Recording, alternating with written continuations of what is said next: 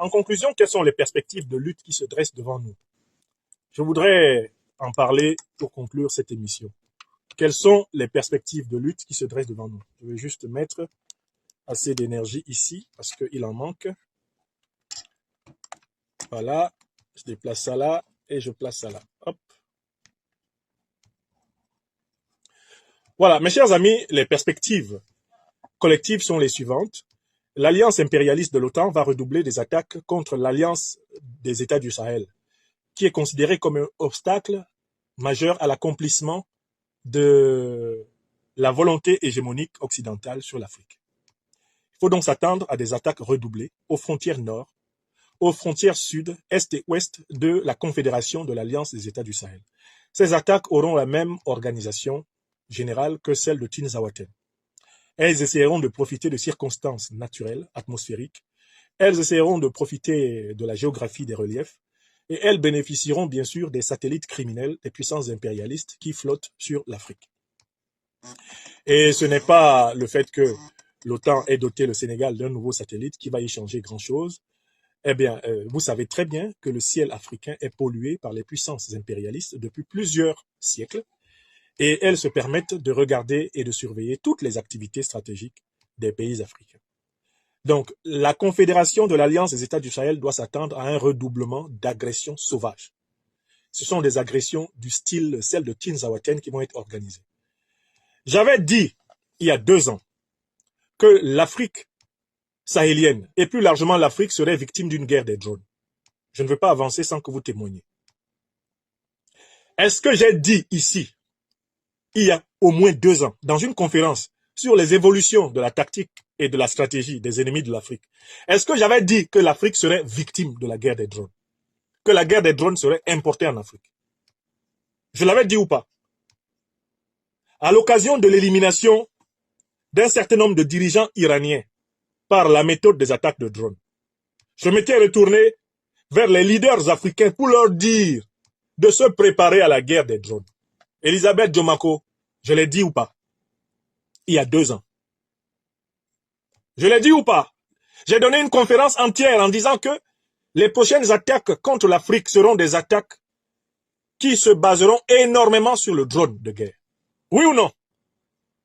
Très bien. Eh bien, c'est ce qui s'est passé à Tinzaouaten. Normalement, on aurait pu penser que les organisations terroristes ne disposent pas de moyens d'avoir des drones de guerre en très grand nombre.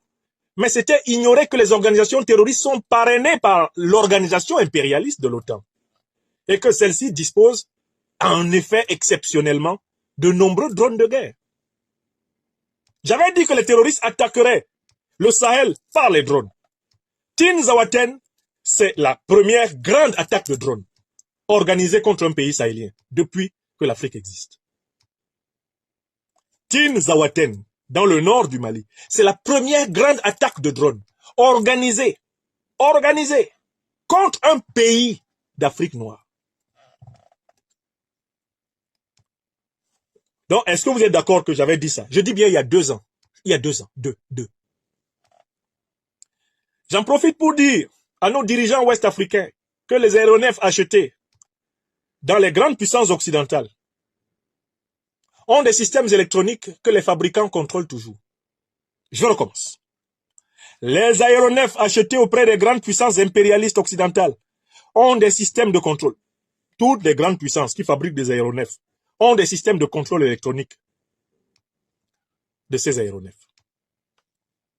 Autrement dit, le fabricant d'un aéronef peut le débrancher électroniquement en plein vol, de telle façon que le pilote qui est dedans ne le contrôle plus. Écrivez ça. Je vais dire une 3e fois, pour que ce soit répété partout. Tous ceux qui fabriquent des aéronefs de guerre conservent un secret, c'est le contrôle et le pilotage électronique à distance de ces aéronefs. Ils ont même la capacité de désactiver les fonctions électroniques, en totalité ou en partie de ces aéronefs, à partir des satellites et à partir de leurs bases et des codes qu'ils possèdent. Est-ce que c'est clair pour tout le monde?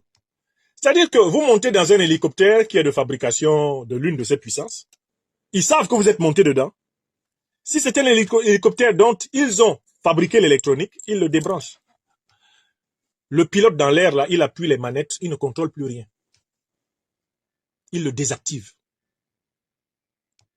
De la même façon qu'ils sont capables d'activer à distance votre téléphone pour écouter vos conversations. Ils peuvent activer à distance votre avion. Et ils peuvent même le détourner. J'espère que vous savez que les avions peuvent être pilotés automatiquement. Vous êtes d'accord avec moi? Vous le savez ou pas?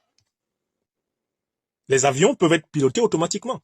C'est pour ça que parfois, même dans les avions de ligne, vous voyez le pilote qui sort se promener, et même parfois avec ses copilotes, ils sortent se promener. Parce qu'il a programmé l'avion sur, mettons, 2 ou 3 kilomètres, il vient se promener. Vous le savez ou pas?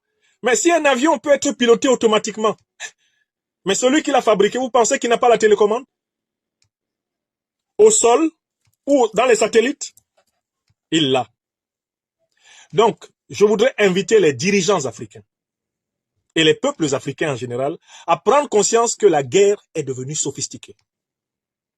Les menaces qui courent contre l'Afrique sont aussi sophistiquées que l'évolution de la science et de la technologie de l'armement.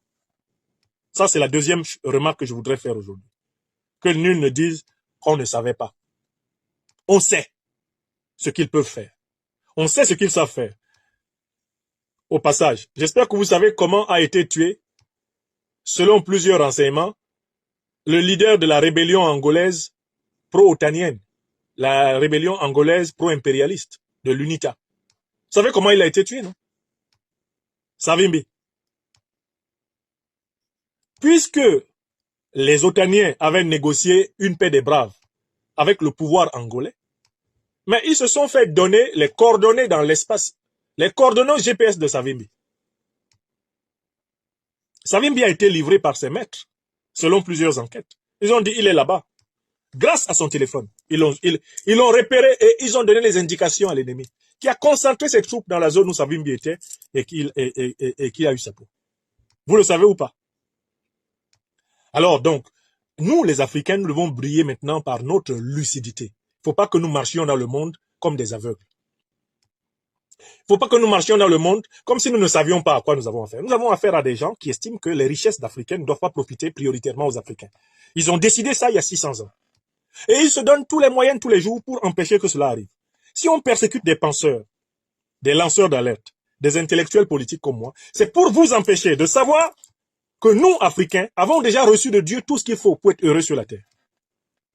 C'est pour nous empêcher d'avoir confiance en nous-mêmes et de prendre toutes nos responsabilités pour protéger nos enfants, nos arrière-petits-enfants de l'humiliation qu'ont subi nos parents et nos ancêtres depuis 600 ans. Vous devez le savoir. Donc, l'Alliance des États du Sahel va faire l'objet d'attaques coordonnées du style Tinzawaten. Elles vont se produire au nord. Elles vont se produire à l'est. Elles vont se produire au sud. Elles vont se produire à l'ouest. Et ils vont tenter de les produire au cœur de l'Alliance, au milieu du Liptako Gourma. Ils sont en train de s'y préparer. Il faut que nous soyons très clairs. Il faut que nous soyons très clairs là-dessus et que nous soyons prêts à lutter contre cette engeance, cette planification, ce complot criminel contre l'Afrique.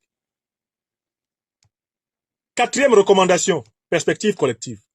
Les ministères de la santé publique des pays africains, et notamment des pays panafricanistes et souverainistes, doivent être particulièrement en éveil.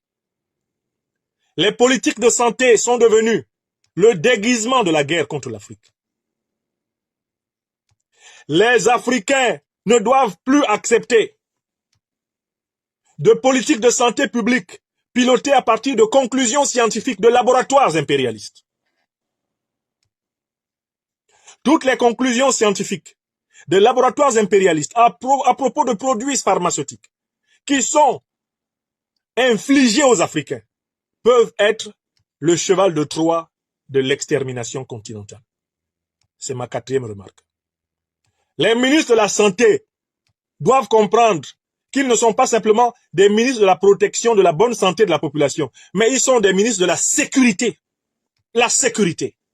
L'Afrique est extrêmement fragile à travers ces ministères de la Santé, où nous brillons encore par notre amateurisme.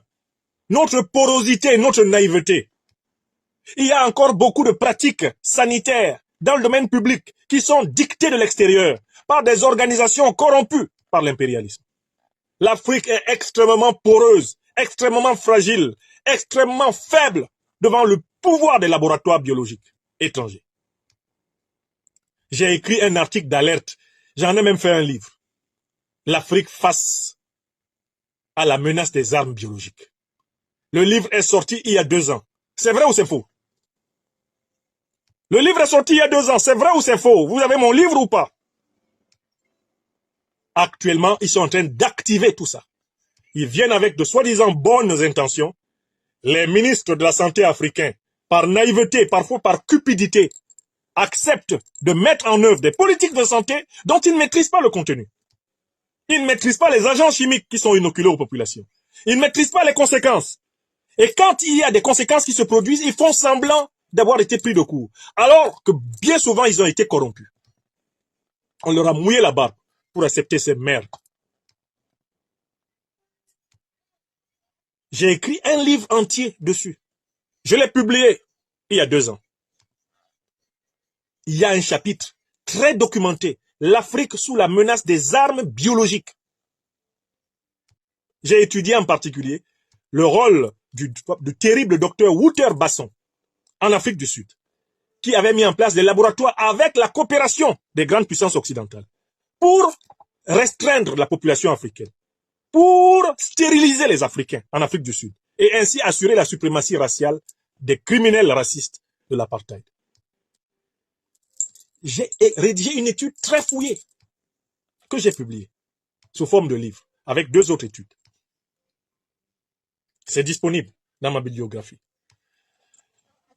Enfin, au niveau des perspectives collectives, les soi-disant démocraties africaines sont en train de s'organiser pour affronter les régimes panafricanistes révolutionnaires. Les soi-disant démocraties sont ces régimes dirigés par des civils, violeurs de constitution, fraudeurs aux élections, corrompus, détourneurs massifs de fonds publics, qui sont soutenus par les grandes puissances occidentales ou de militaires tout aussi corrompus, eh bien, détourneurs, suppôts de la France-Afrique. Ces régimes-là s'organisent pour voir comment faire tomber la triade révolutionnaire qui a la faveur des opinions populaires. Il faut s'attendre à ce que les pays qui sont sous le contrôle de dirigeants valets de l'impérialisme et du néocolonialisme deviennent systématiquement des bases militaires hostiles à l'émancipation africaine. Vous voyez comment ces pays sont en train de devenir des bases militaires renforcées. Regardez le cas du Sénégal, de Diomaye et Sonko. Il est en train de devenir une base militaire renforcée des ennemis de l'Alliance des États du Sahel. Regardez l'Algérie. Regardez la Côte d'Ivoire. Regardez ce que le Bénin est en train de devenir.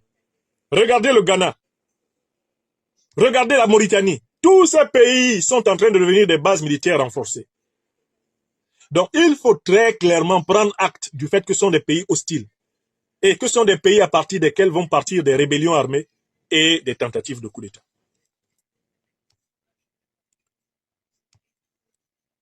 En perspective, il faut hâter donc l'intégration des forces panafricanistes et révolutionnaires continentales, en se donnant les moyens d'aller vers la grande fédération dont l'Afrique a besoin au cœur du Sahel, une fédération qui va rayonner vers les forces révolutionnaires d'Afrique centrale, d'Afrique australe et même d'Afrique du Nord.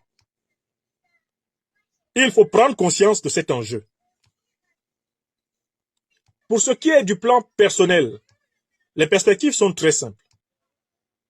Pour ma part,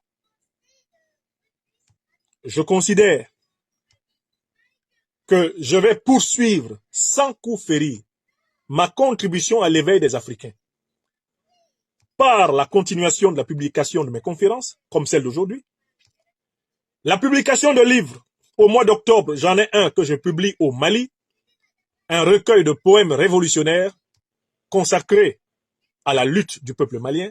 Au mois d'octobre, j'irai le dédicacer à Bamako et pour cela, je bénéficierai de l'accompagnement du grain du fleuve auquel j'ai été intégré. Mes frères et sœurs du grain du fleuve seront à la manette de l'organisation de cette conférence dédicace de mon livre de poésie révolutionnaire dédiée au grand peuple africain du Mali. Ça, c'est pour le mois d'octobre. En septembre, en perspective, ben, je me présenterai à la convocation de la police politique française avec mes avocats pour défendre mes droits. Et je continuerai de m'occuper de la paix, de la sécurité, du bien-être des miens, des êtres que Dieu m'a confiés, en restant pleinement engagé dans mon combat pour l'Afrique.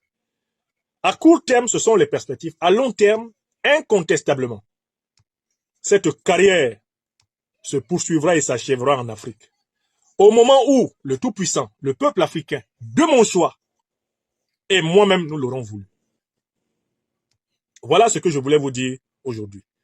Moi, je sais qui je suis, je sais d'où je viens et je sais où je vais. Dans mon esprit, tout est clair. Je sais pourquoi je me bats et je connais la valeur de mon combat, non pas simplement pour moi, mais tous ceux qui s'en inspireront et tous ceux qui en bénéficieront, tous ceux qui s'en inspirent, tous ceux qui en bénéficient aujourd'hui. Je le sais. Et cette tranquillité de la conscience de quelqu'un qui sait que ce qu'il fait est véridique, est juste et est bon pour tout être humain normalement constitué, elle est une puissance extraordinaire. Alors,